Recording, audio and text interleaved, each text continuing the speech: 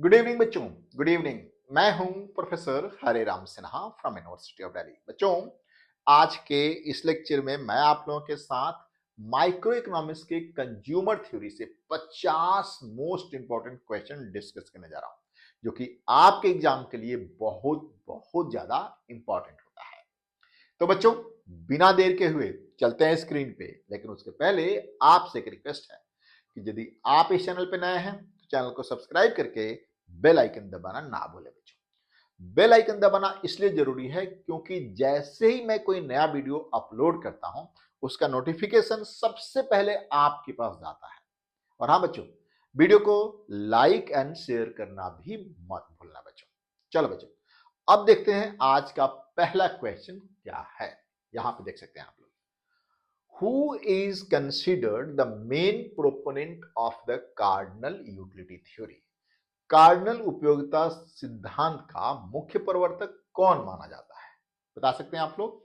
Cardinal utility theory का main प्रवर्तक कौन है, यानी इस कंसेप्ट को थ्योरेटिकल रूप सबसे पहले किसने दिया? ऑप्शन में क्या है आपके पास, देख सकते हैं आप लोग।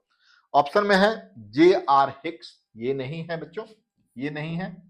Alfred Marshall, yes, Alfred Marshall साहब ने 1890 में इस कंसेप्ट को थ्योरेटिकल रूप दिया था। 1890 में, ध्यान रखिएगा, याद रखिएगा। सी लियोन रॉबिन्स, ये नहीं है। एसी पिगो, ये भी नहीं है, यानी आंसर इज बी। ठीक है बच्चों, एक चीज मैं आपको बताना चाहता हूं बच्चों कि जब भी आप कोई क्वेश्चंस कर रहे हैं एग्जाम में या कहीं बाहर भी या टेस्ट भी दे रहे हैं, तो ध्यान रखिएगा, हो सकता है कि आपको वो आंसर पता है, लेकिन जो आंसर आपको पता है उससे बेस्ट ऑप्शन में दिया गया है। तो मतलब एमसीक्यू का मतलब क्या होता है? आपको बेस्ट चूज करना है। तो मेरे कहने का मतलब कि चारों ऑप्शन आप पहले ध्यान से पढ़ें, जल्दीबाजी बिल्कुल ना करें। हो सकता है कि आपको जो आंसर पता है उससे बेहतर आंसर, उससे बेस्ट आंसर, उससे बेटर आंसर ऑप्शन में और दिया गया है। तो चारों ऑप्शन को आप ध्यान से पढ़ें, तभी आप आंसर करें। ठीक है बच्चों, यहां देखिए please. In cardinal utility theory, question number 2 है, in cardinal utility theory utility is measured in which unit? कार्डिनल उपयोगिता सिद्धांत में यूटिलिटी को किस यूनिट में मेजर किया जाता है? आप बहुत अच्छी तरीके से जानते हैं, इसको हम यूटिल्स में मेजर करते हैं। किसमें बच्चों? यूटिल्स में। इसका आंसर ए है बच्चों, इसका आंसर है ए। ये दोनों ही क्वेश्चन अभी जो मैंने कराया है, दोनों ही क्वेश्चन मेमोरी बेस्ड क्वेश्चन है, इसलिए यहां पे डिस्कशन का कोई स्कोप नहीं है। Next question, question number 3। अब ये देखिए, law of diminishing marginal utility states that, सीमांत उपयोगिता में ह्रास का नियम क्या कहलाता है या क्या कहता है?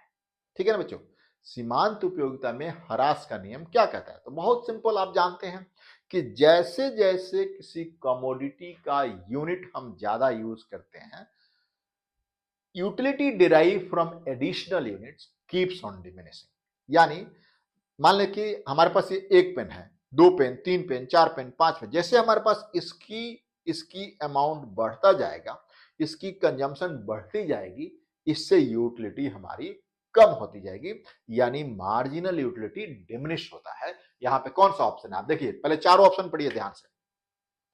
A total utility increases at increasing rate, बिल्कुल नहीं। मार्जिनल डिमिनिशिंग मार्जिनल यूटिलिटी कहता है कि जैसे जैसे आप गुड्स कंज्यूम करेंगे, मार्जिनल यूटिलिटी डिक्रीज होता रहता है। ये देखिए, marginal utility increases with consumption, बिल्कुल नहीं। Marginal utility decreases as more unit of goods are consume, yes, it's answer is C. Answer क्या है? सी है। अब चौथा भी ऑप्शन देख लेते हैं, मार्जिनल यूटिलिटी रिमेन कांस्टेंट, नहीं, ये भी नहीं। यानी ए, बी एंड डी गलत आंसर है, सही आंसर ओनली है सी। चलिए नेक्स्ट क्वेश्चन आपकी स्क्रीन पे बच्चों, क्वेश्चन नंबर 4 आपकी स्क्रीन पे देखिए क्या कह रहा है। ये क्वेश्चन क्या कह रहा है बच्चों, आपके स्क्रीन पे देखिए। It says the condition for consumer equilibrium under cardinal utility approach. Cardinal उपयोगिता सिद्धांत में उपभोक्ता संतुलन की क्या स्थिति होती है? तो मैंने आप लोगों को बहुत सिंपल दो चीजें बताई है। एक तो ये देखिए प्लीज, बहुत सिंपल सा, ये आपको समझने की जरूरत है।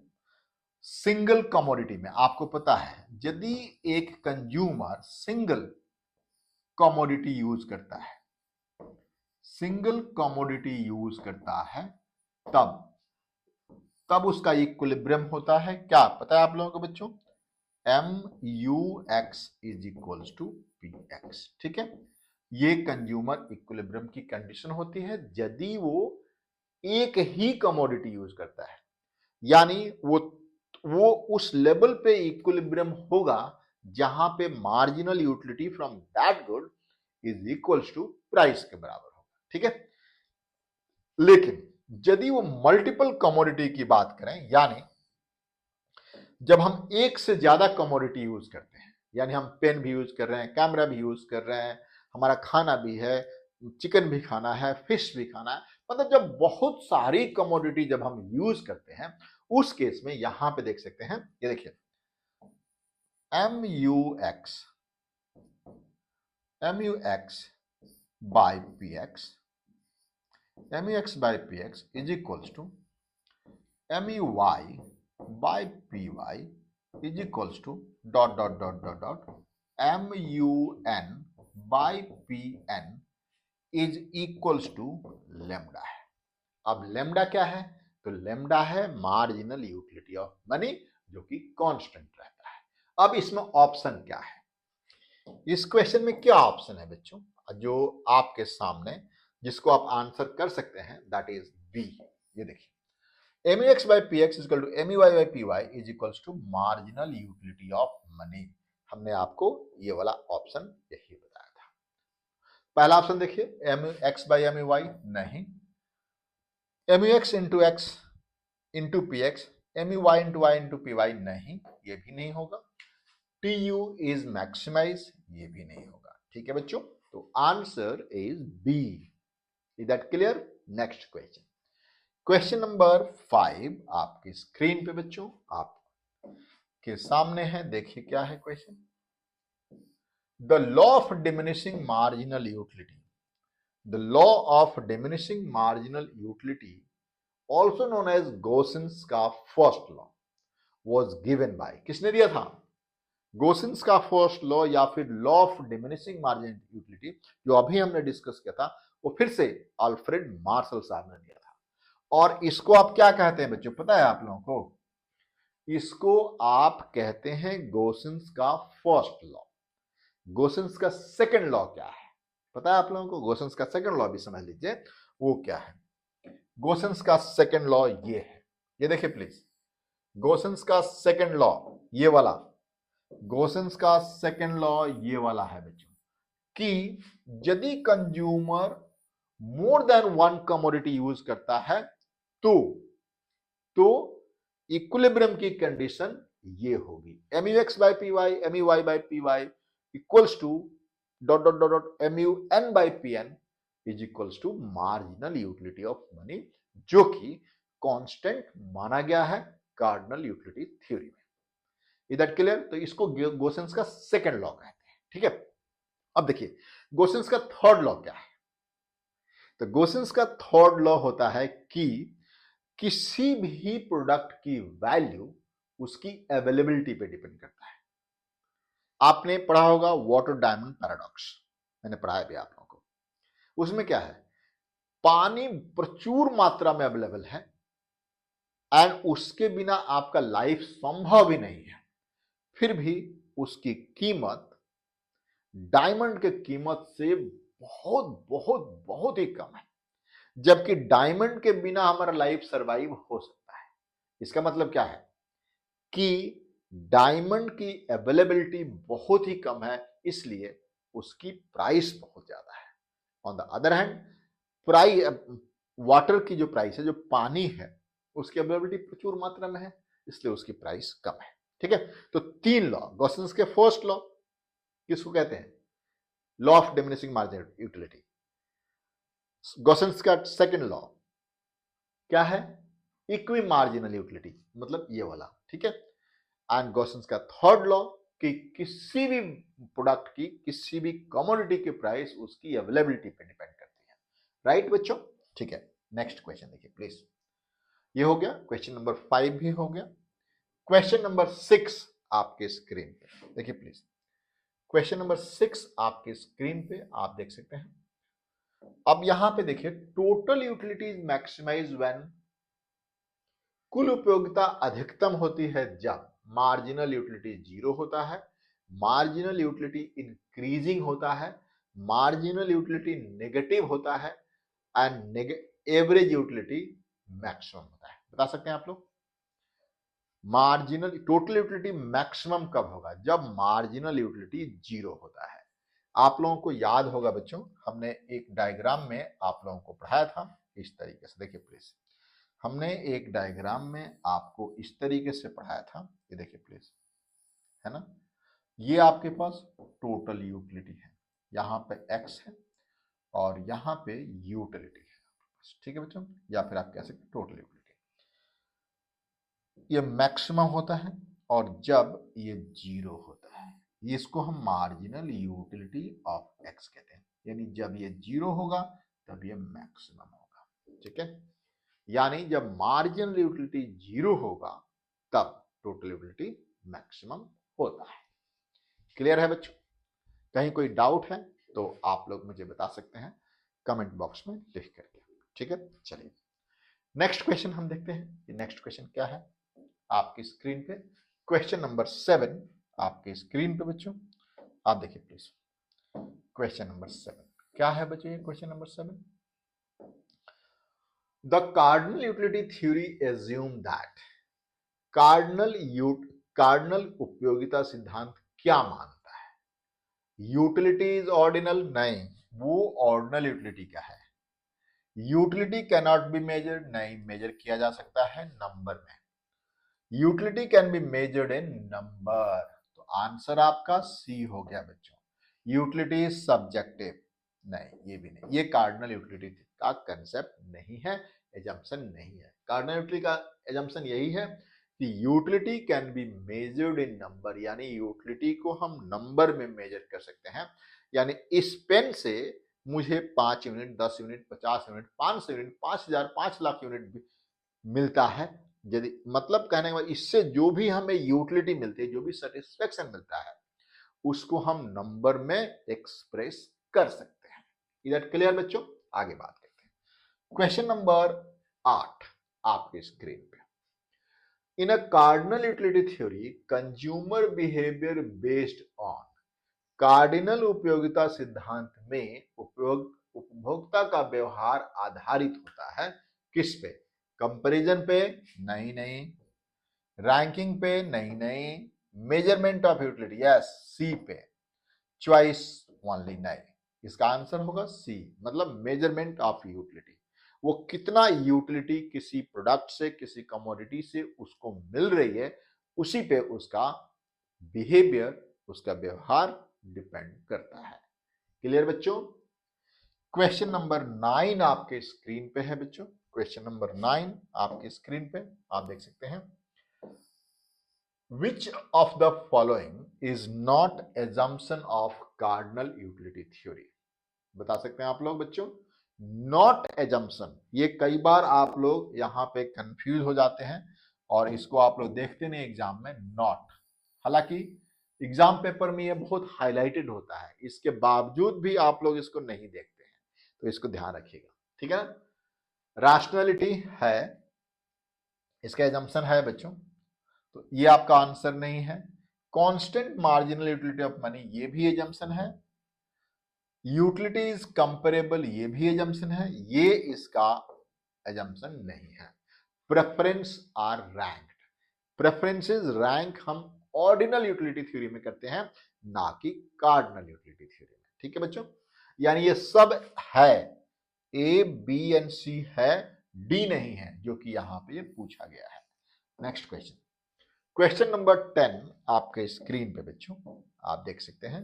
क्वेश्चन नंबर 10 आपके स्क्रीन पे देखिए। According to cardinal utility analysis, the marginal utility of money is assume to be, cardinal उपयोगिता विश्लेषण के अनुसार पैसे की सीमांत उपयोगिता माना जाता है। अभी हमने बताया कि क्या मानते हैं पिछले वाले क्वेश्चन में, कांस्टेंट माना जाता है, यानी marginal utility of money constant माना जाता है। यहां पे आंसर है क्या, इंक्रीजिंग नहीं माना जाता है, कांस्टेंट माना जाता है, जीरो नहीं माना जाता है, डिक्रीजिंग नहीं माना जाता है। ठीक है बच्चों, तो ये क्या माना जाता है, ये माना जाता है constant. Next question, question number 11 आपके स्क्रीन पे, क्वेश्चन नंबर 11 आपके स्क्रीन पे बच्चों आप देख सकते हैं यहां पे, if the total utility of 1 2 3 and 4 unit of good is 10 18 24 and 28 respectively, what is the marginal utility of third unit? Hindi में देखिए, यदि किसी वस्तु की कुल उपयोगिता 1 2 3 और 4 इकाइयों के लिए 10 18 24 और 28 है, तो तीसरी इकाई की सीमांत उपयोगिता क्या है वो हम कैलकुलेट कर लेते हैं। पहले यूनिट का कितना है बच्चों, पहले के लिए 10, ठीक है, दूसरे के लिए कितना है 18, दूसरे के लिए 18, तीसरे के लिए 24 एंड चौथे के लिए कितना है 28। ठीक है बच्चों, ये देखिए अब कह रहा है मार्जिनल यूटिलिटी क्या होता है बच्चों, क्या होता है मार्जिनल यूटिलिटी, कि एक यूनिट कंजम्पशन चेंज होने से यूटिलिटी में कितना चेंज आता है। तो देखिए थर्ड यूनिट के लिए पूछ रहा है, ये कब पूछ रहा है बच्चों, थर्ड यूनिट। यहां देखिए ये 2 से 3 हुआ है, कितना चेंज हुआ है, चेंज इक्वल्स टू 1 है ना, और यहां पे क्या है बच्चों, ये कितना चेंज हुआ है, चेंज इक्वल्स टू 6 है। डेल्टा मतलब जो मैंने ट्रायंगल बनाया उसका मतलब चेंज होता है, इसका 6 है। तो यानी आंसर मार्जिनल यूटिलिटी यहां पे कितना हुआ बच्चों, इसी को आप marginal utility of x third unit के लिए कितना है बच्चों, 6 है। Marginal utility of third unit is 6, कितना है बच्चों, 6 है। क्लियर है। नेक्स्ट क्वेश्चन, क्वेश्चन नंबर 12 आपके स्क्रीन पे बच्चों आप देख सकते हैं, इफ मार्जिनल यूटिलिटी फॉल, ये देखिए प्लीज ध्यान से, if marginal utility fall with each additional unit consumed, the utility function satisfy, ध्यान से सुनिए, यदि प्रत्येक अतिरिक्त इकाई की खपत के साथ सीमांत उपयोगिता घटती है तो उपयोगिता फलन किस नियम को संतुष्ट करता है, आप बहुत अच्छी तरीके से जानते हैं, डिमिनिशिंग मार्जिनल यूटिलिटी। यानी जैसे जैसे हम कंजम्पशन बढ़ाते हैं किसी कमोडिटी का, मार्जिनल यूटिलिटी घटता है, तो इसे क्या कहते हैं, डिमिनिशिंग मार्जिनल यूटिलिटी। यानी यानी यानी ये देखिए डिमिनिशिंग मार्जिनल यूटिलिटी, इसका मतलब ये है बच्चों, आप यहां देखिए प्लीज, डिमिनिशिंग मार्जिनल यूटिलिटी यानी घटती सीमांत उपयोगिता। Answer is C. Question number 13 आपके स्क्रीन पे बच्चों आप इसे देख सकते हैं, क्वेश्चन नंबर 13 आपके स्क्रीन पे, ठीक है, if marginal utility is negative what happen to the total utility, यदि सीमांत उपयोगिता ऋणात्मक है तो कुल उपयोगिता क्या होता है, बता पाएंगे आप लोग, कुल उपयोगिता क्या होता है। बहुत अभी तो मैंने डायग्राम बनाया था, अभी आपके डायग्राम बनाया था, देखिए प्लीज डायग्राम हमने अभी बनाया था, उसको दिखा देते हैं आपके लिए,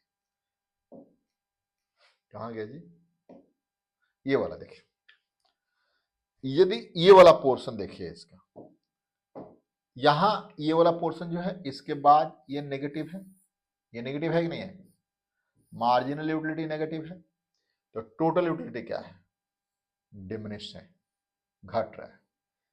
तो यदि मार्जिनल यूटिलिटी नेगेटिव है तो टोटल यूटिलिटी घटता है, यानी डिक्रीज होता है।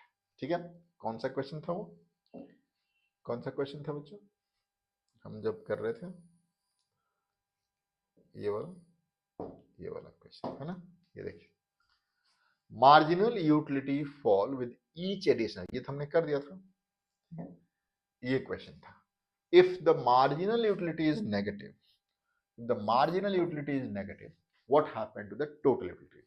total utility घटती है, यहां आप देख सकते हैं total utility increases नहीं, total utility बढ़ती है नहीं, total utility remain constant, ये भी नहीं, total utility fall होता है, answer is C, total become infinite नहीं, ये भी नहीं, ठीक है। तो total utility घटने लगती है, गिरने लगती है, क्लियर है। आगे क्वेश्चन नंबर 14 आपके स्क्रीन पे, ये देखिए please. If the price of a good is 5, ध्यान सुनेगा, price of good is 5, marginal utility is 20, is the consumer in equilibrium, यदि assume 1 utility is equal to 1। अब आपको पता है बच्चों, आपको पता है कि एट इक्विलिब्रियम क्या होता है बच्चों, at equilibrium marginal utility of x equals to px होता है ना बच्चों। ये कितना है, ये है 20 और ये है 5, तो marginal utility is greater then price, यानी जितना आप उस प्रोडक्ट के लिए प्राइस दे रहे हैं, आप उसको, उससे आपको प्राइस से ज्यादा सेटिस्फेक्शन मिल रहा है, तो ये इक्विलिब्रियम की कंडीशन नहीं है। इस केस में कंज्यूमर जो है और ज्यादा वो कंज्यूम करेगा, ठीक है।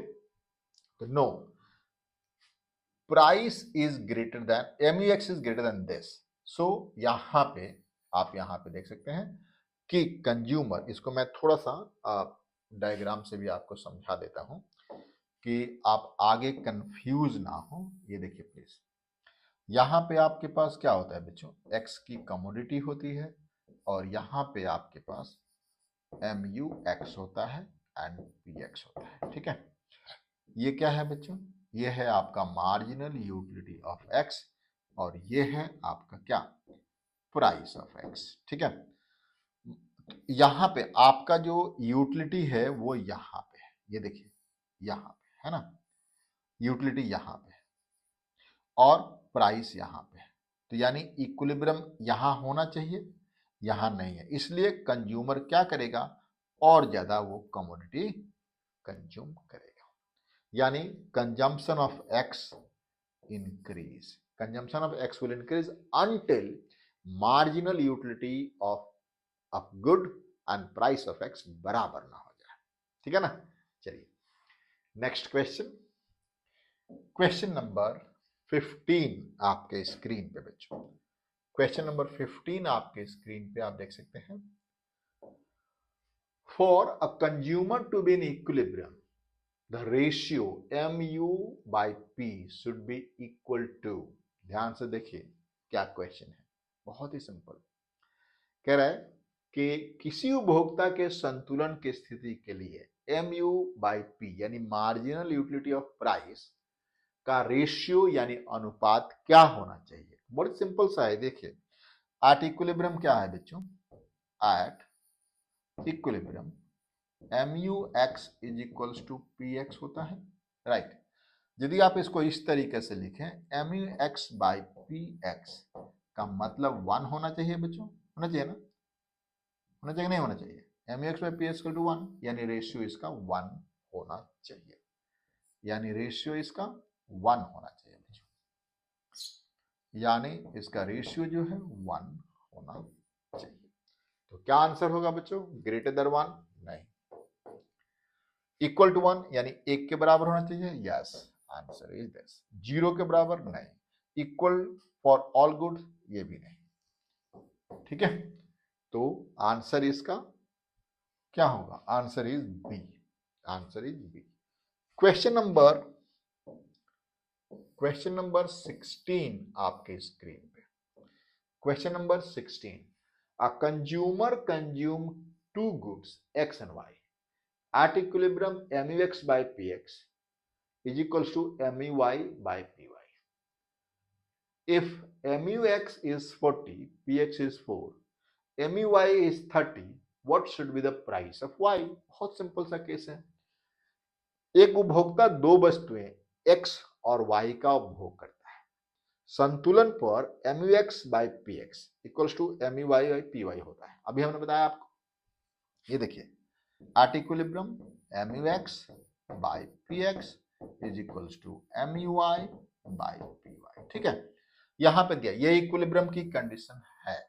ठीक है, अब कह रहा है कि यदि इसकी वैल्यू कितना है 40, प्राइस कितना है 4, इसकी वैल्यू कितना है 30, प्राइस क्या होना चाहिए? बड़ा सिंपल सा है, आपके पास इसकी प्राइस 3 होनी चाहिए, तभी ना जाके इक्विलिब्रियम होगा बच्चों। तो इसकी प्राइस, तो PY should be equal to 3 होना चाहिए। PY इक्वल टू 3 होना चाहिए, आप रेशियो निकाल सकते हैं। नेक्स्ट क्वेश्चन क्या है बच्चों, देखिए प्लीज। नेक्स्ट क्वेश्चन में आप देख सकते हैं यहां पे कि क्वेश्चन नंबर 17 आपके स्क्रीन पे बच्चों, क्वेश्चन नंबर 17 आपके स्क्रीन पे। If MUX equals to 10, marginal utility of X is 10 है for the first unit, 8 for second unit and 6 for third unit, what is the total utility for 3 units? बहुत simple सा है। पहले unit के लिए कितना है बच्चों? पहले के लिए कितना है 10, दूसरे के लिए कितना है 8, तीसरे के लिए कितना है 6, तो टोटल यूटिलिटी कितना हो जाएगा? यहां पे देखिए, ये है marginal utility of x. Total utility कितना हो जाएगा बच्चों? इसके लिए 10 का 10 ही रहेगा, यहाँ पे 18 और यहाँ पे 24, यानी थर्ड यूनिट के लिए टोटल यूटिलिटी 24 हो जाएगी। ठीक है बच्चों, नेक्स्ट क्वेश्चन, क्वेश्चन नंबर 18 आपके स्क्रीन पे बच्चों, क्वेश्चन नंबर 18 आपके स्क्रीन पे। What does the slope of budget line represent? Budget line का स्लोप क्या रिप्रेजेंट करता है? आपको बताया गया है बच्चों, बजट लाइन का जो स्लोप होता है, ये देखिए ये होता है, ये क्या रिप्रेजेंट करता है? ये बजट लाइन का जो स्लोप है वो क्या रिप्रेजेंट करता है, बता पाएंगे आप लोग? बहुत ही सिंपल सा होता है बच्चों, इसका स्लोप है वो प्राइस रेशियो को रिप्रेजेंट करता है। किसको रिप्रेजेंट करता है? अभी देखिए, प्राइस रेशियो यानी अपॉर्चुनिटी कॉस्ट। ये देखिए, ये है आपके पास PX बाय PY, यानी ये रिप्रेजेंट करता है कि कितना अमाउंट ऑफ आपके पास जो भी पैसा है और दो कमोडिटी के प्राइस गिवन है, उसके बेसिस पे कितना आप Y का छोड़ेंगे एक यूनिट ऑफ X के लिए, या फिर कितना आप Y का छोड़ेंगे एक यूनिट ऑफ Y के लिए। तो ये अपॉर्चुनिटी कॉस्ट बताता है, इनकम नहीं, प्राइस ऑफ गुड नहीं, opportunity cost yes, margin utility नहीं। ठीक है बच्चों, तो ये बताता है अपॉर्चुनिटी कॉस्ट, यानी कितना यूनिट आप X का Y का सेक्रीफाइस करेंगे एक यूनिट ऑफ X के लिए, या फिर अदर वे राउंड, कितना यूनिट आप X का सेक्रीफाइस करेंगे 1 यूनिट ऑफ Y के लिए। क्लियर बच्चों? क्वेश्चन नंबर 19 आपके स्क्रीन पे आप देख सकते हैं, क्वेश्चन नंबर 19 आपके स्क्रीन पे। If the price of good X increases the budget line well, यदि प्राइस ऑफ X बढ़ेगा तो बजट लाइन रोटेट होगा अंदर की तरफ। यानी ये देखिए, पहले इसको समझा देते हैं आपको। ये देखिए, ये आपका बजट लाइन है, यहां पे X है और यहां पे Y। इसका मतलब क्या है? This is M by PX and this is M by PY। अब देखिए, यदि प्राइस ऑफ X बढ़ेगा, इसका मतलब सेम इनकम में अब वो कम कमोडिटी खरीद पाएगा, यानी ये वाले जो बजट लाइन Y में कोई चेंज नहीं आएगा, यहां पे आ जाएगा, है ना बच्चों? M by PX1 where PX1 is greater than PX0। ठीक है, तो ये आपको ध्यान रखना है, it will rotate inside inward. तो ये नहीं है, शिफ्ट आउटवर्ड नहीं है, शिफ्ट इनवर्ड नहीं है, rotate inward. Yes, answer is C. Next question बच्चों, question number 20। When income increases and price remain same, तो बजट लाइन पे क्या फर्क पड़ेगा? जब आय बढ़ती है और कीमतें स्थिर रहती हैं तो बजट रेखा पे क्या प्रभाव पड़ता है, बता पाएंगे? बहुत सिंपल सा है। जब इनकम बढ़ती तो राइट की तरफ शिफ्ट होता है। ये देखिए, ये देखिए, जब इनकम इंक्रीजेस, यहां पे आप देख रहे हैं बच्चों, ये क्या होता है? m by P X not, this is m by P Y not. अब यदि, अब ये कह रहा है कि यदि इनकम बढ़ा तो ये क्या हो गया? m1 by P X not, this is m1 by P Y not. यानी इनकम बढ़ने से ये राइटवर्ड शिफ्ट होता है, या फिर आप कह सकते हैं आउटवर्ड शिफ्ट होता है, तो it will shift outward parallelly. अब आप क्वेश्चन नंबर 21 देखिए क्या कह रहा है। इट से यदि दोनों वस्तुएं की कीमत दोगुनी हो जाए तो बजट रेखा पे क्या फर्क पड़ेगा? यानी if the price of both could double the budget line will. आप बहुत अच्छी तरीके से इस क्वेश्चन को जानते हैं, इस क्वेश्चन को हमें बताने की जरूरत नहीं है, लेकिन मैं फिर भी आपको यहां पे इस क्वेश्चन को एक्सप्लेन करता हूं। ये आपका इनिशियल बजट लाइन है बच्चों, और ये क्या होता है? m by P X not, and this is m by P Y not, है ना बच्चों? अब ये कह रहा है कि price of X and Y दोनों डबल हो रहा है, मतलब बढ़ रहा है, ठीक है? तो यदि दोनों बढ़ेगा, यानी ये देखिए, पी एक्स नॉट भी बढ़ रहा है, पी वाई नॉट भी बढ़ रहा है, यानी प्राइस ऑफ एक्स 2 था तो वो 4 हो गया, प्राइस ऑफ वाई भी 2 था तो वो भी 4 हो गया। इनकम वहीं का वहीं है तब, यानी दोनों कमोडिटी को सेम इनकम में आप कम अमाउंट आप खरीद पाएंगे, है ना? तो इसका मतलब क्या है कि this will shift downward, backward, parallelly, this will shift parallelly. यहां भी थोड़ा सा गड़बड़ हो गया। anyway, अब आप क्वेश्चन नंबर 21 देखिए। क्वेश्चन नंबर 21 क्या कह रहा है कि यदि दोनों वस्तुएं की कीमतें दोगुनी हो जाए तो बजट रेखा पे क्या फर्क पड़ेगा? If the price of both good double the budget line well. अब आप क्या जानते हैं इसके बारे में? यानी यदि प्राइस डबल हो गया दोनों कमोडिटी का और इनकम सेम है, यानी कंज्यूमर अब सेम इनकम में कम कमोडिटी खरीद पाएगा, दोनों का, दोनों कमोडिटी का कम अमाउंट खरीद पाएगा। इसको मैं यहां पे आपको बता देता हूं, देखिए प्लीज किस तरीके से होगा। देखिए प्लीज, ये आपका पॉजिटिव क्वाड्रेंट है बच्चों, पॉजिटिव क्वाड्रेंट, यहां पे आ गया x और ये है y, ठीक है? इनिशियल बजट लाइन ये है, इसमें ये देखिए m not by P X not, and this is m not by P Y not, यही है ना? अब कह रहा है कि ये दोनों की प्राइस बढ़ गई, दोनों की प्राइस बढ़ गई, इनकम सेम रहा, यानी सेम इनकम में अब आप कम यूनिट खरीद पाएंगे। इसका मतलब दोनों कमोडिटी का आप यूनिट कम खरीद पाएंगे। बजट लाइन डाउनवर्ड, यानी आप इनवर्ड पैरेलली शिफ्ट हो जाएगा। इनकम वही का वही है, nominal income, but price of x बढ़ गया है, पी एक्स 1 हो गया है। सिमिलरली यहां पे इनकम वही का वही है, बट प्राइस ऑफ वाई बढ़ गया है, यानी it will shift inward parallelly, ठीक है बच्चों? तो आंसर इसका कहां पे है? ए बी सी डी, कौन सा आंसर है? तो आंसर आपके सामने है, शिफ्ट इनवर्ड।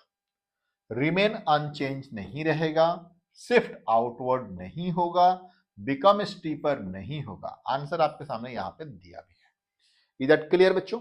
चलिए नेक्स्ट क्वेश्चन है आपकी स्क्रीन पे बच्चों, आप देख सकते हैं क्या क्वेश्चन है बच्चों, पढ़िए इसको। बजट रेखा का ढलान किसके बराबर होता है? Slope of budget line will be equal to, आपको इसमें मुझे लगता है कि ये बहुत बेसिक क्वेश्चंस हैं, क्योंकि हमें तो पढ़ाना सब कुछ है, इसलिए हमने बेसिक क्वेश्चंस भी लिया है। यहाँ पे x और यहाँ पे हम ले रहे हैं y। ये है आपका बजट लाइन, ठीक है बच्चों। अब ये होता क्या है, आपको पता है ना बच्चों, ये देखिए, ये होता है m by P Y not, and this is what, m by P X not. Clear है, यहां तक तो आपको पता है। अब ये क्या है, ये एक राइट एंगल ट्रायंगल है, राइट एंगल ट्रायंगल है, और राइट एंगल ट्रायंगल का हाइपोटेन्यूस क्या होता है, हाइट ओवर बेस। हाइपोटेन्यूस जो होता है हाइट ओवर बेस होता है। तो ये देखिए, हाइट क्या है बच्चों, आपके पास ये है, बेस क्या है, ये है, यानी यहां से लेकर के यहां तक हाइट है, यहां से लेकर यहां तक बेस है। तो हाइट ओवर बेस क्या होगा, मैं आपको इसका स्लोप भी कैलकुलेट करा देता हूं। ये देखिए, m not over P X not divided by P Y not होगा यहां पे, ठीक है ना। m not by P Y not divide by m not by P X not. Solve करेंगे इसको तो this will be m not by P Y not into P X not over M not, है ना। तो am not cancel हो जाएगा, तो क्या होगा बच्चों, P X by P Y. ये आपका स्लोप होता है। चूंकि ये डाउनवर्ड स्लोपिंग है, निगेटिव है, तो इसलिए यहां पे हम इसकी निगेटिव लगाते हैं। तो negative P X by P Y इसका स्लोप होता है। आंसर कौन सा होगा, यहां पे आपके सामने है बच्चों, negative P X by P Y. ये P X by P Y है लेकिन निगेटिव नहीं है, इसलिए नहीं होगा। हमारे स्लोप ऑफ इंडिफरेंस कब होता है, आंसर आपका ये है minus P X by P Y, और M U X by M U Y जो होता है वो स्लोप ऑफ इंडिफरेंस कब होता है, ना कि स्लोप ऑफ बजट लाइन। तो आंसर यहां पे होगा सी। नेक्स्ट क्वेश्चन आपके स्क्रीन पे बच्चों, थोड़ा सा इसको बड़ा कर देते हैं हम, आपके लिए इजी रहेगा देखने में, ठीक है। जब बजट रेखा उदासीनता वक्र को स्पर्श करती है तो यह दर्शाता है, क्या दर्शाता है, when budget line is tangent to indifference curve it shows, ये क्या दिखाता है, ऑब्वियसली या तो कंज्यूमर इक्विलिब्रियम दिखाएगा, या फिर दिखाएगा क्या, मैक्सिमम यूटिलिटी, या फिर स्टेबिलिटी दिखाएगा, यही सब दिखा सकता है ना। मतलब एक ही चीज का, मतलब एक ही कंसेप्ट का अलग अलग नाम है। उसको मैं आपको यहां पे कर देता हूं, आप देख सकते हैं कि जब बजट लाइन को इंडिफरेंस कर्व टेंजेंट होता है, ये देखिए, ये आपका बजट लाइन है और ये है इंडिफरेंस कर्व। यहां पे यदि टेंजेंट है, इसका मतलब ये है कि ये जो इंडिफरेंस कर्व है ये हाईएस्ट यूटिलिटी रिप्रेजेंट करता है under given income and the prices of the both commodities. मतलब दोनों कमोडिटी के जो प्राइसेस दिए गए हैं एंड इनकम है कंज्यूमर का, उसके अनुसार ये मैक्सिमम यूटिलिटी को रिप्रेजेंट कर रहा है, ये वाला indifference curve IC not.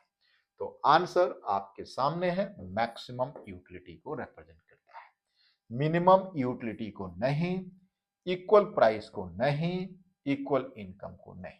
Answer is a. Clear है बच्चों, आगे देखिए। नेक्स्ट क्वेश्चन आपकी स्क्रीन पे आप देख सकते हैं, it says position of budget line changes when, budget रेखा की स्थिति बदलती है जब, कब बदलती है, बजट रेखा की स्थिति कब बदलती है, इनकम बढ़ने से या इनकम घटने से। ये पैरेलली इसका पोजीशन बदलता है। ध्यान रखिएगा, मैं आपको यहां पे बता रहा हूं, देखिए प्लीज। फिर इसके आंसर पर हम आएंगे, थोड़ा सा आप इसको समझ लीजिए। ये देखिए, हाँ, ये आपका बजट लाइन है ना। यदि ये पैरेलल आउटवर्ड शिफ्ट हो रहा है या फिर पैरेलल इनवर्ड शिफ्ट हो रहा है, दोनों ही केसेस में ये पोजीशन बदल रहा है। दोनों ही केसेस में बजट लाइन का पोजीशन बदलता है। लेकिन यदि यदि बजट लाइन ऐसा है, ये देखिए, ये बजट लाइन है, इनिशियल बजट लाइन ये है, और ऐसा होता है या फिर ऐसा होता है, तो ये पोजीशन चेंज नहीं हो रहा है, ये स्लोप चेंज हो रहा है। क्लियर है? अब हम आंसर करेंगे। यहां पे क्या हो रहा है बच्चों? Slope change. क्या हो रहा है? स्लोप चेंज हो रहा है ना। और यहां पे पोजीशन चेंज हो रहा है। क्या हो रहा है बच्चों? पोजीशन चेंज हो रहा है। पोजीशन चेंज हो रहा है ना। पोजीशन चेंज हो रहा है। पोजीशन की स्पेलिंग क्या होती है भाई? ठीक तो है, पोजीशन चेंज हो रहा है यहां पे, ठीक है ना। तो यहां पे पोजीशन चेंज है, यहां पे स्लोप चेंज है। अब आंसर क्या होना चाहिए, क्या होगा? देखिए please, the position of budget line changes when only taste changes, बिल्कुल नहीं। व्हेन प्राइस चेंजेस, ये भी नहीं। Only income changes, yes, answer is C. जब इनकम चेंज होता है तब पोजीशन चेंज होता है। लेकिन मैंने आप लोगों को कई बार बोला है कि बिना चारों ऑप्शन पढ़े आप आंसर मत करिए। तो यहां पे इनकम चेंज होगा तब भी पोजीशन चेंज होगा, लेकिन उससे भी बेहतर आंसर आपके पास है, इधर इनकम चेंजेस और प्राइस चेंजेस, है ना। इनकम चेंज होता है तब राइटवर्ड, आउटवर्ड और इनवर्ड चेंज होता है। यदि दोनों प्रोडक्ट की प्राइसेस चेंज हुई तब भी इनवर्ड और आउटवर्ड चेंज हो सकता है। अभी हमने इसी वीडियो में आपको पीछे भी कराया है, ठीक है। तो इसका आंसर जो होगा बच्चों, वो क्या होगा? आंसर होगा डी। तो यूजीसी वाले एग्जाम्स में आपको पहले चारों ऑप्शन अच्छी तरीके से पढ़ना है, ठीक है। Next question, question number 25। यदि y वस्तु की कीमत घटती है और x की कीमत स्थिर रहती है तो बजट रेखा पे क्या प्रभाव पड़ेगा? If the price of y fall and x remain constant then budget line will. Simple सी बात, यदि प्राइस ऑफ y गिरता है तो कंज्यूमर उसी इनकम में y की ज्यादा अमाउंट खरीद सकता है। तब देखिए, अब पहले हम इसको कंसेप्ट को समझते हैं, फिर आंसर करेंगे इस क्वेश्चन का। देखिए प्लीज, ये आपका पॉजिटिव क्वाड्रेंट है ना, ये आपका पॉजिटिव क्वाड्रेंट। अभी देखिए, प्राइस ऑफ वाई घट रहा है ना बच्चों, प्राइस ऑफ वाई घट रहा है ना। ये इनिशियल बजट लाइन है ना बच्चों, ये एक्स है, M by P X not, और ये क्या है? M by P Y not. अब कह रहा है वाई की प्राइस घट रहा है। जब वाई की प्राइस घट रहा है इसका मतलब ये है कि अब वाई की अमाउंट वो ज्यादा खरीद सकता है। खरीद रहा नहीं है, खरीद सकता है। तो अब क्या हो जाएगा? बजट लाइन अब यहां पे हो सकती है ना। अब वो इतना अमाउंट खरीद सकता है M by P Y one, यानी रोटेट आउटवर्ड हो गया है ना। तो इसमें ये देखिए क्या है, क्वेश्चन क्या है, अब आपके पास क्या क्या ऑप्शन अवेलेबल है?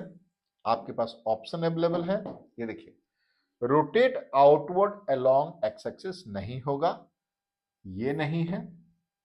Rotate inward along X axis, ये भी नहीं है।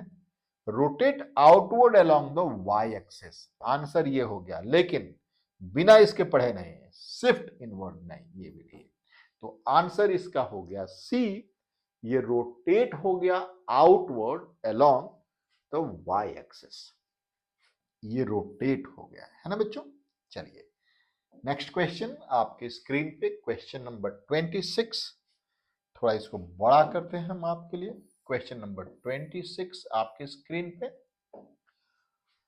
बजट रेखा दो वस्तुओं के उन सभी संयोजनों को दर्शाती है जो यानी बजट रेखा का डेफिनेशन यहां से पूछ रहा है और कुछ नहीं पूछ रहा आपसे, ठीक है। Budget line represent all combination of two good that provide same satisfaction, नहीं। आर प्रीफर्ड इक्वली, ये भी नहीं। Can be purchase with the given income and price, yes answer is C. यानी बजट लाइन उन सारे पॉइंट को represent करता है जिस पे कंज्यूमर कोई भी बंडल खरीद सकता है गिवन इनकम एंड प्राइस के अनुसार। यानी जो भी प्राइस एंड इनकम उसको गिवन है, उसमें बजट लाइन के किसी भी पॉइंट पे दो वस्तुओं का कॉम्बिनेशन वो खरीद सकता है, ठीक है बच्चों। आगे देखिए नेक्स्ट क्वेश्चन नंबर 27 आपकी स्क्रीन पे, आप यहां पे देख सकते हैं बच्चों। 27 एन एक्सट्रीम केसेस, पहले हिंदी में पढ़ लीजिए। एक चरम स्थिति में यदि किसी एक वस्तु की कीमत शून्य हो तो बजट रेखा कैसी हो। बहुत सिंपल सा है, यदि एक वस्तु की कीमत शून्य हो यानी उस वस्तु को खरीदने के लिए पैसा ही नहीं लगेगा। जब पैसा नहीं लगेगा तब दूसरे वस्तु की अमाउंट आप घटाएंगे नहीं। पहले बता रहा हूं, सुनिए पहले इसको समझिए फिर आंसर करिएगा। हालांकि मैंने अपने कोर्स में इसको बहुत अच्छी तरीके से समझाया है। ये देखिए प्लीज, ये आपका बजट लाइन है ना बच्चों। यहां पे x और यहां पे हमने y लिया। ये बजट लाइन देखिए, ये बजट यहां पे आपकी मनी इनकम है m0 और ये है प्राइस ऑफ y, ठीक है। यदि आपने मतलब बजट लाइन का मतलब है, ये पॉइंट बताता है कि यदि आप सारा पैसा y पे खर्च कर दीजिएगा तब इतना अमाउंट ऑफ y आप खरीद पाएंगे, राइट।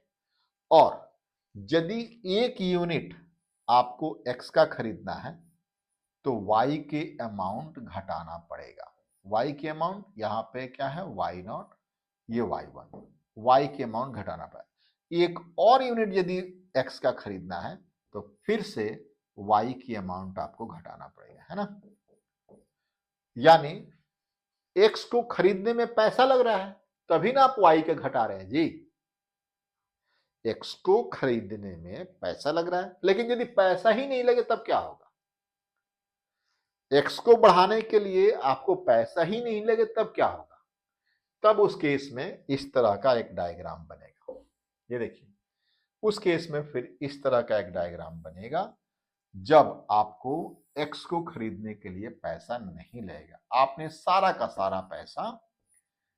सारा पैसा कहां खर्च कर दिया, y पे खर्च कर दिया।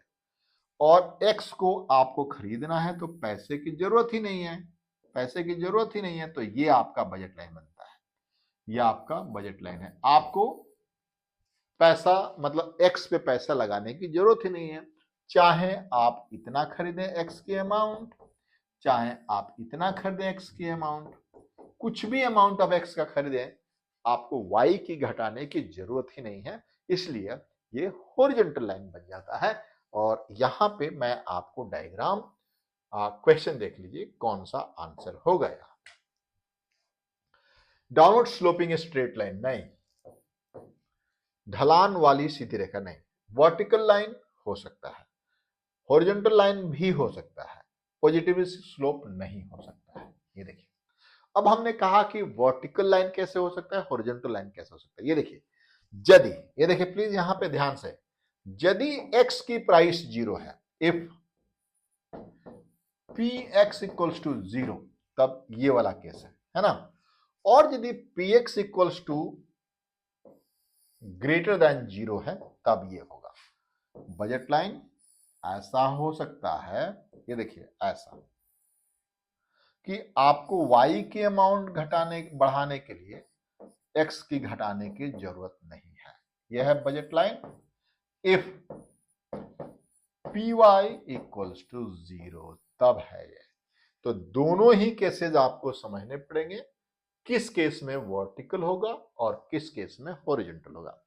जब x के पर यानी x एक्सिस पे, हॉरिजॉन्टल एक्सिस पे जो प्रोडक्ट दिया गया है उसकी प्राइस यदि 0 होगा तो हॉरिजॉन्टल हो जाएगा, और वर्टिकल एक्सिस पे जो प्राइस दिया गया है यदि उसकी प्राइस 0 है तब वो वर्टिकल हो जाएगा।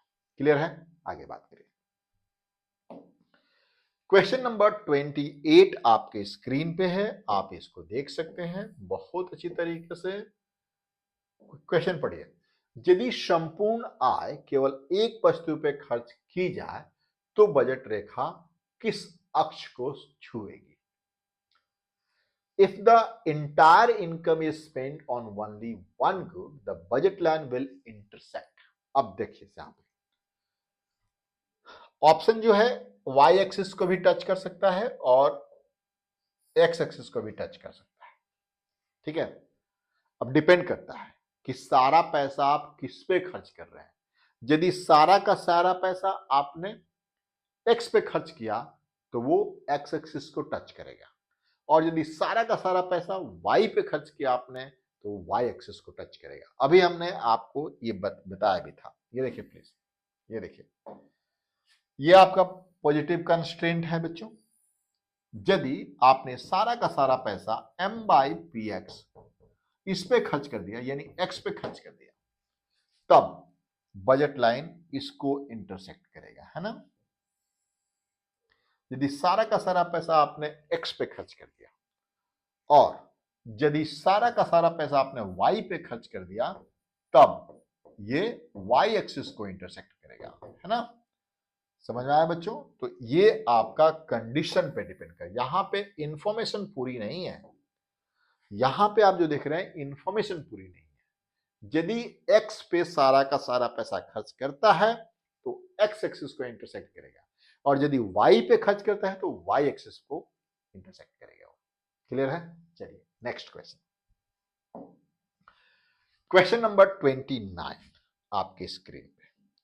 क्वेश्चन नंबर 29 क्या कह रहा है बच्चों? क्या कह रहा है ये देखिए। A vertical budget line implies, अभी हमने पढ़ाया आपको वर्टिकल बजट लाइन क्या है, इसका मतलब क्या है। एक लंबवत बजट रेखा यह दर्शाती है कि वन गुड इज फ्री, एक वस्तु मुफ्त है। कंज्यूमर हैज जीरो इनकम, यानी उपभोक्ता की आय शून्य है। Price of good on X is zero, X अक्ष पर वस्तु की कीमत शून्य है। Price of good on Y axis is zero, yes Y अक्ष पर वस्तु की कीमत शून्य है। तो अभी तो हमने बताया था आपको कि यदि, ये देखिए, यदि वाई एक्सिस पे प्राइस जीरो है तब ये वर्टिकल होगा, है ना बच्चों। ये वाई, ये बजट लाइन है और ये एक्स है, यानी आपको y की अमाउंट बढ़ाने के लिए x को घटाने की जरूरत नहीं है। इसका मतलब ये आपके पास y जो है वो फ्री कमोडिटी है। ये पीछे भी हमने एक क्वेश्चन में आपको समझाया है। y इज फ्री कमोडिटी, इसका मतलब ये price of good y on x axis, y axis is zero. ठीक है, नेक्स्ट क्वेश्चन। अभी हमने आपको क्वेश्चन नंबर 30 आपके स्क्रीन पे।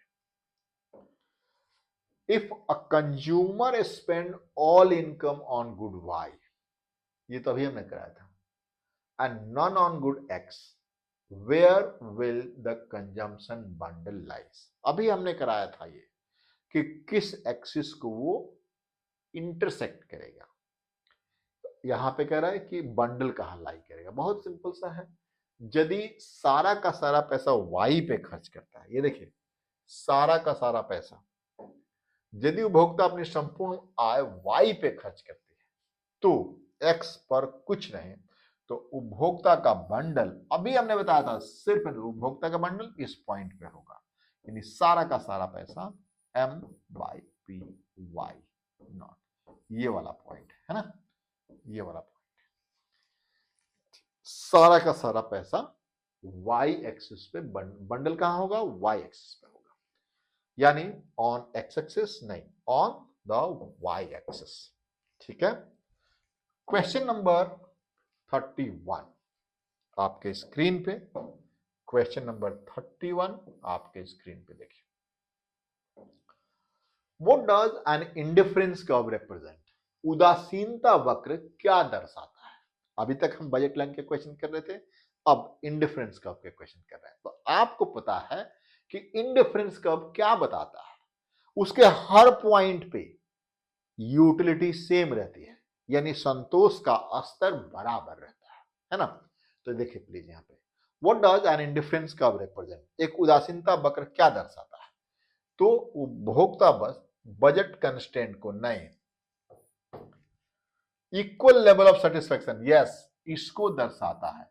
लेकिन आंसर करने के पहले पूरा ऑप्शन पढ़िए। कंज्यूमर इनकम नहीं, नहीं दर्शाता है, एंड मार्केट डिमांड ये भी नहीं। इसका मतलब answer B is the right answer, answer B is the right answer. Next question, question number 38 आपके स्क्रीन पे आप देख सकते हैं। ये नंबर कैसे चेंज हो गया जी, पता नहीं, नंबरिंग गलत होगा क्वेश्चन का, उससे आप टेंशन मत लीजिए। टू इंडिफरेंस कर्व कैन, दो उदासीनता वक्र इंटरसेक्ट ईच अदर, एक दूसरे को काट सकते हैं, बिल्कुल नहीं काट सकते। ठीक है, क्योंकि वो किसको वायलेट करेगा, बताइए किसको वायलेट करेगा, लॉ ऑफ ट्रांजिटिविटी को। याद है आप लोगों को बच्चों, मैंने आप लोगों को कराया था, यदि दो इंडिफरेंस कर्व इंटरसेक्ट करते हैं तो लॉ ऑफ ट्रांजिटिविटी को अफेक्ट करेगा वो। यहां पे x है और यहां पे y, ये है आपका इंडिफरेंस कर्व और ये भी indifference curve, I C not I C Y, यहां पे यदि इंटरसेक्ट करेगा तो लॉ ऑफ ट्रांजिटिविटी वायलेट हो जाएगी। ट्रांजिटिविटी क्या कहता है कि, ये देखिए यहां पे देखिए, मान लेते हैं इसको हमने पॉइंट ए लिया, इसको पॉइंट हमने बी लिया और इसको पॉइंट हमने सी लिया। तो आप देख सकते हैं हमने पढ़ाया आपको कि higher indifference curve represent higher level of satisfaction. इसका मतलब क्या है, यहां पे A is better than B है यहां पे, है ना, यानी जो IC1 जो है यहां पे IC1 से ए से नीचे है, IC1 IC0 से नीचे है, यानी उस पे सेटिस्फैक्शन लेवल कम है ना। एंड यहां पे देखिए सी पे क्या है, दोनों बराबर है, सी पे क्या है, IC0 इक्वल्स टू IC1 हो गया, जबकि यहां पे क्या है, IC0 represent is less than IC1, है ना। तो ये दोनों चीजें कॉन्ट्रडिक्टरी हो गई। हमने कहा और हमारा मानना है कि higher indifference curve represent higher level of satisfaction, यहां पर तो ठीक है लेकिन यहां पे गड़बड़ हो गया, दोनों बराबर आ गए, ये संभव नहीं है। तो इसलिए ये लॉ ऑफ ट्रांजिटिविटी को वायलेट करता है बच्चों, क्या करता है, लॉ ऑफ ट्रांजिटिविटी को वायलेट करता है, यानी नेवर इंटरसेक्ट ईच अदर, ये कभी एक दूसरे से इंटरसेक्ट नहीं करते हैं। और ऑप्शन देखते हैं, B convex to the origin, नहीं, रिप्रेजेंट डिफरेंट टेस्ट, ये भी नहीं। ठीक है, तो answer is B. Next question आपके स्क्रीन पे आप देख सकते 39, क्वेश्चन नंबर 39 आपके स्क्रीन पे आप देखिए please. The slope of indifference curve is also known as, उदासीनता वक्र का ढलान क्या कहलाता है, आप अच्छी तरीके से जानते हैं, आप इसको क्या कहते हैं बच्चों, इंडिफरेंस कर्व के स्लोप को आप क्या कहते हैं। ये देखिए इंडिफरेंस कर्व के slope of indifference curve, slope of IC, ठीक है। क्या होता है बच्चों?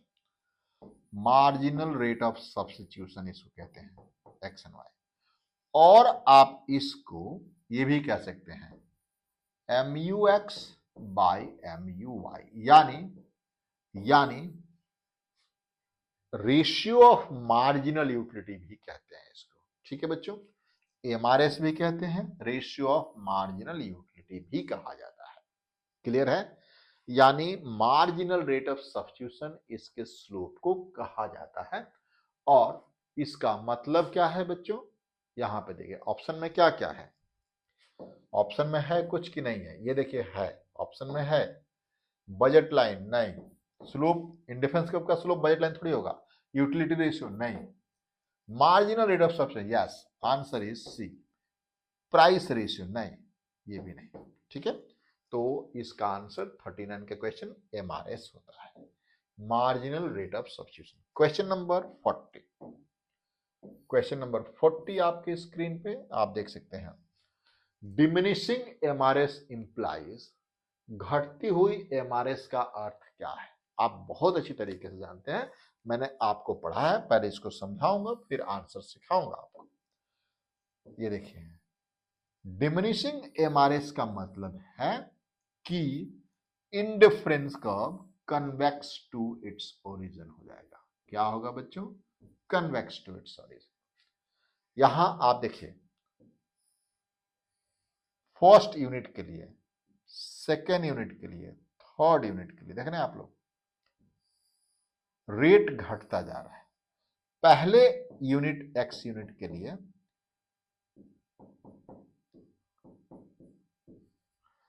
पहले 1 यूनिट एक्स के लिए आपने इतना सैक्रिफाइस किया, दूसरे यूनिट के लिए आपने इतना ही सैक्रिफाइस किया, MRS घटता जा रहा है। इसका मतलब क्या है? ये कन्वेक्स टू इट्स ओरिजिन होता है। ऑप्शन में क्या है वो भी देख लेते हैं बच्चों। ऑप्शन क्या कह रहे हैं? ऑप्शन क्या कह रहे हैं बच्चों? Indifference curve are straight, no. Consumer preference on one good वाली, no. Indifference curve are convex to its origin. तो ये आंसर नहीं है, ये भी आंसर नहीं है, आंसर सी है, बजट लाइन इज स्टीपर, ये भी आंसर नहीं है, ठीक है बच्चों। यानी डिमिनिशिंग MRS का मतलब है क्या? Convex to its origin. और यदि ये डिमिनिशिंग नहीं हुआ, CMRS हुआ तो स्ट्रेट लाइन हो जाएगा। यदि ये CMRS हुआ बच्चों, देख लीजिए थोड़ा इसको, हालांकि मैंने पढ़ाया भी ऑलरेडी, यदि ये CMRS हुआ तो ये स्ट्रेट लाइन हो जाएगा, इंडिफरेंस का अब स्ट्रेट लाइन हो जाएगा। ये क्या है? Constant marginal rate of substitution between X and Y, ठीक है बच्चों। इसको आप कहते हैं CMRS, constant marginal rate of substitution. ये कब होता है? जब दो गुड परफेक्ट सब्स्टिट्यूट होते हैं, ठीक है, परफेक्ट सब्स्टिट्यूट। इस वाले केस में दोनों गुड्स क्या होते हैं? इस वाले केस में क्या है? एक दूसरे के लिए सब्स्टिट्यूटेबल है बट सब्स्टिट्यूशन घटता है। और जब कनकेव टू इट्स ओरिजिन होगा तो उस केस में MRS बढ़ेगा। क्लियर है बच्चों? उस केस में MRS बढ़ता है। नेक्स्ट क्वेश्चन आपके स्क्रीन पे, question number 41, question number 41। If MRS is constant, अभी हमने बता दिया आपको, यदि कांस्टेंट है तो स्ट्रेट लाइन हो जाएगा। MRS is constant, the indifference curve will be, यदि MRS स्थिर है तो उदासीनता वक्र क्या होगा? सीधी रेखा। कनकेव नहीं हो, कन्वेक्स नहीं होगा, कनकेव नहीं होगा, स्ट्रेट लाइन होगा, सर्कुलर नहीं होगा, ठीक है। आंसर अभी हमने बताया आपको, फिर इसको एक्सप्लेन करने की जरूरत नहीं है। नेक्स्ट क्वेश्चन आपके स्क्रीन पे बच्चों, क्वेश्चन नंबर 42, क्वेश्चन नंबर 42 आपके स्क्रीन पे। निम्नलिखित में से कौन सा उदासीनता वक्र विश्लेषण की धारणा नहीं है? Which of the following is not assumption of indifference curve analysis? बड़ी सिंपल सा है। कंज्यूमर रैशनल होता है, यानी तर्कशील व्यवहार होता है उसका, माने एजम्पशन है हमारा। डिमिनिशिंग MRS, घटती सीमांत प्रतिस्थापन दर होता है, एजम्पशन होता है। कार्डिनल यूटिलिटी, नहीं, ये नहीं होता है। यही आपका आंसर है। यानी कह रहा है कि नॉट, ध्यान रखिएगा कई बार इस तरह के क्वेश्चन में आप लोग एग्जाम में ब्लंडर करके चले आते हैं। नॉट आप लोग देखते ही नहीं, तो नॉट जरूर ध्यान रखिएगा, ठीक है।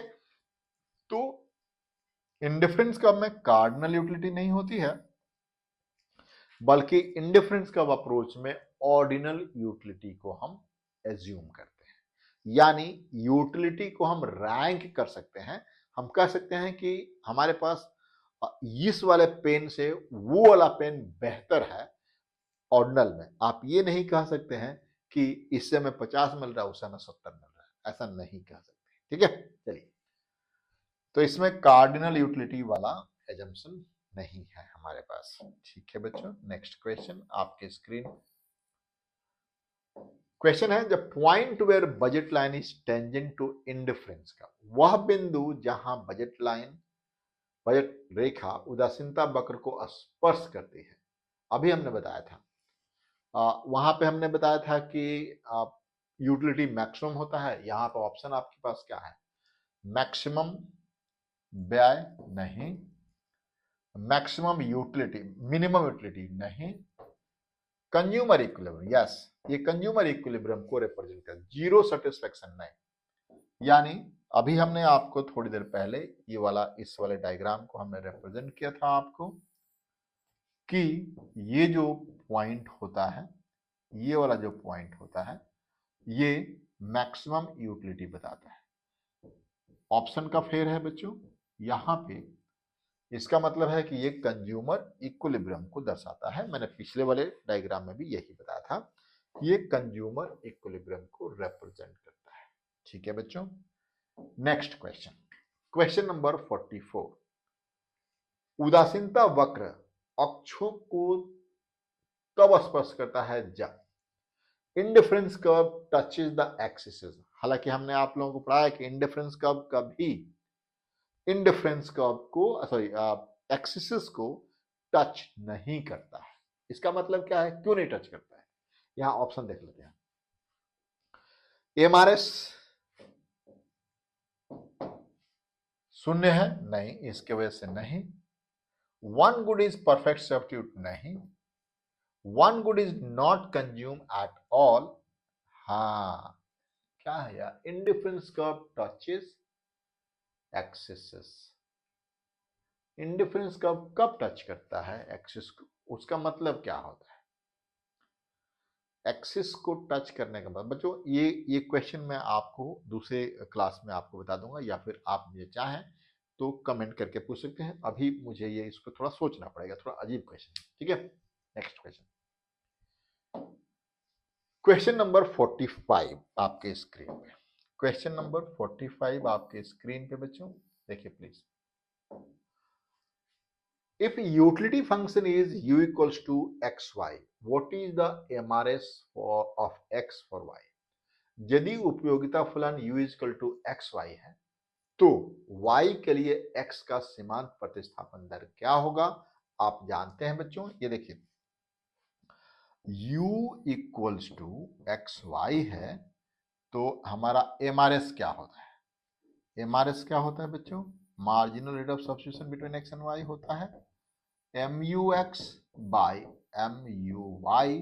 जब आप इसको डिफ्रेंशिएट करें x के टर्म्स में तो y बच जाएगा, और यदि y के टर्म्स में करें तो यहाँ पे x बच जाएगा। तो y by x is your answer. तो answer is this, x by y नहीं, dx बाई dy नहीं, dy ये भी नहीं, ये भी नहीं, ये भी नहीं, ये भी नहीं, ठीक है बच्चों। तो ये आपका MRS होता है। क्वेश्चन नंबर 46 आपके स्क्रीन पे, क्वेश्चन नंबर 46 आपके स्क्रीन पे, यहां पर भी आप देख सकते हैं कंज्यूमर यूटिलिटी फंक्शन इज, ये देखिए u equals to X square Y, तो MRS बता दीजिए, बड़ा सिंपल सा है। ये देखिए du with respect to dx करेंगे तो क्या आएगा, 2x y आएगा, ठीक है बच्चों। And du with respect to dy करेंगे तो क्या आएगा, यहाँ पे एक्स स्क्वायर बच जाएगा, है ना बच्चों, एक्स स्क्वायर बच जाएगा। अब इसको, ये क्या है, दिस इज MUX है, और ये क्या है, ये क्या है, MUY है ना। तो आप जब इसको डिवाइड करेंगे तो क्या बचेगा आपके पास, देखिए प्लीज, इसको डिवाइड करेंगे तो क्या बचेगा, 2XY डिवाइडेड बाय x का स्क्वायर, x का स्क्वायर है ना। तो ये देखिए, ये x यहां से कट गया और एक यहां से कट गया है ना। ऊपर क्या आ गया, 2y by X, that is 2y by X. Option में है आपके पास, yes, this is your answer 2y। नहीं नहीं नहीं, नन ऑफ द अबव है, यहाँ पे कुछ भी नहीं है, none of the above answer होगा यहाँ पे, लेकिन MRS ये होगा इसका, 2y बाई एक्स इस केस में होगा। नेक्स्ट क्वेश्चन आपके स्क्रीन पे बच्चों, क्वेश्चन नंबर 46। क्वेश्चन नंबर 46 देखिए, if MRS equals to 3 it means the consumer is willing to give up। यदि MRS 3 है तो इसका अर्थ है कि उपभोक्ता तैयार है 3 यूनिट Y को, Y for 1 unit of X के लिए। आंसर आपका यही है, 1 unit of Y for Y for 3 unit of X, नहीं ये नहीं है, 3 unit of X for 1 unit of, नहीं ये भी नहीं है, या फिर नन ऑफ द अबव, ये भी नहीं। आंसर इज ए, यानी MRS XY का इक्वल टू 3 का मतलब है कि वो 3 unit of Y give up करने को तैयार है 1 यूनिट ऑफ X के लिए। नेक्स्ट क्वेश्चन नंबर 47, यहां देखिए इसको, यूटिलिटी फंक्शन है ये, परफेक्ट सब्स्टिट्यूट का केस होता है इस केस में। तो MRS क्या होगा, ये देखिए, ये यूटिलिटी फंक्शन है, यानी U equals to X plus Y, ठीक है। क्या होगा इस केस में, तो थोड़ा सा बहुत एक्सट्रीम केसेस होते हैं, तो आपको समझना है, और मैंने आपको अपने पेड कोर्स में भी इसको अच्छी तरीके से कराया है। So du with respect to dx करें हम, तो हमारे पास क्या बचेगा 1, and du with respect to dy करें तब भी हमारे पास बचेगा 1, यानी 1 by 1 is equals to 1 which is constant. 1 का कांस्टेंट का मतलब है कि किसी भी वेरिएबल x और y से अफेक्टेड नहीं है, इसलिए यहां पे जो MRS होगा वो कांस्टेंट होगा। इज दैट क्लियर बच्चों? तो ये MRS is constant, answer is a. Next question आपके स्क्रीन पे, क्वेश्चन नंबर 48। क्वेश्चन नंबर 48 क्या कह रहा है बच्चों, क्वेश्चन नंबर 48 क्या कह रहे हैं, देखिए, द यूटिलिटी फंक्शन इज मिन, ये देखिए आपके पास मिन वाला, मिन का यूटिलिटी फंक्शन है, तो MRS क्या होगा, ये देखिए, यहां पे U इक्वल्स टू मिन ऑफ XY दिया गया है ना बच्चों। तो यहां पे जो यूटिलिटी फंक्शन होता है, यानी MRS होगा, वो 0 से लेकर के इनफाइनाइट तक वैरी करता है। तो आंसर इसका होगा आपके पास यहां पे होगा C, ठीक है बच्चों, यानी इसका MRS 0 से इनफाइनाइट तक वैरी करता है। कॉर्नर पे 0 होगा, क्योंकि इसका जो एंड डिफरेंस कब होता है, वो L शेप होता है, वो L शेप होता है। यहां पे 0 होता है, यहां पे कुछ और होता है, यहां पे कुछ और होता है, ठीक है। तो आपको इसको मैंने आपको अपने पेड कोर्स में कराया, उसको ध्यान रखिएगा, ठीक है। क्वेश्चन नंबर 49, ये देखिए आपके सामने है बच्चों, कि यदि उपयोगिता फलन x पे पावर 0.5, y पे पावर 0.5, तो y के लिए x का MRS क्या होगा। ये तो वही सेम चीज है बच्चों, u इक्वल्स टू x पे पावर 0.5, y पे पावर 0.5। अब क्या करना है आपको, du with respect to dx निकालेंगे and du with respect to dy निकालेंगे। तो यहां पे जो आएगा, यहां पे क्या आएगा बच्चों, जो इसका रिजल्ट आएगा आप इसको डिफरेंशिएट करिए, डिफरेंशिएट कर देते हैं हम लोग। देखिए प्लीज कितना आएगा इसका। बहुत बहुत ही इंपॉर्टेंट क्वेश्चंस होते हैं ये, ठीक है बच्चों। ये देखिए 0.5 x पे पावर -0.5 एंड y पे पावर 0.5, ठीक है।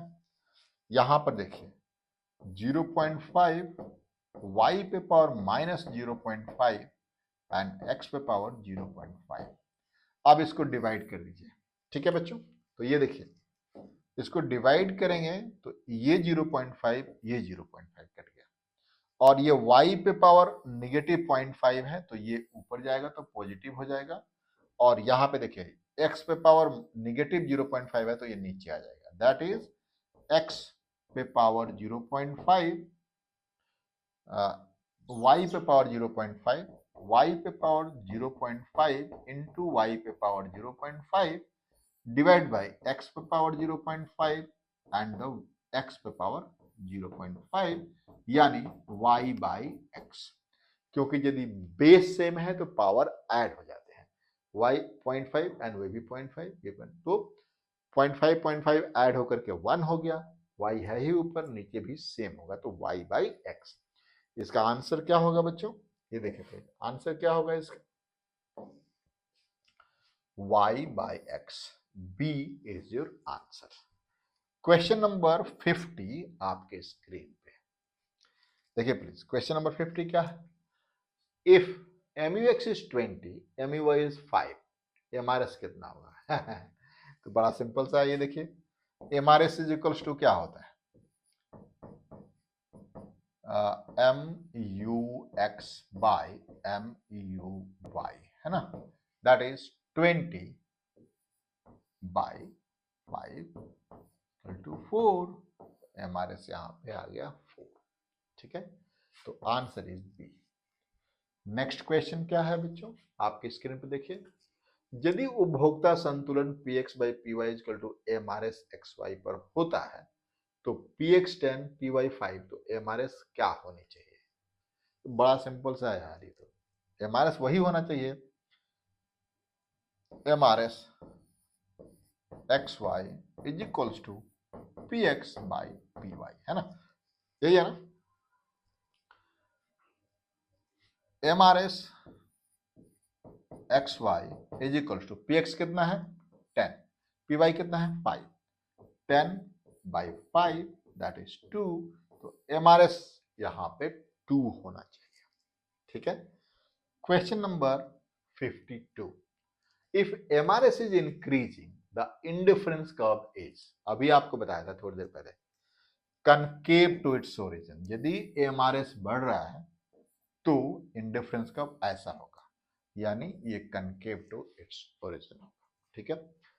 Question number 53, the point of consumer equilibrium is the point where, उपभोक्ता संतुलन का बिंदु वह होता है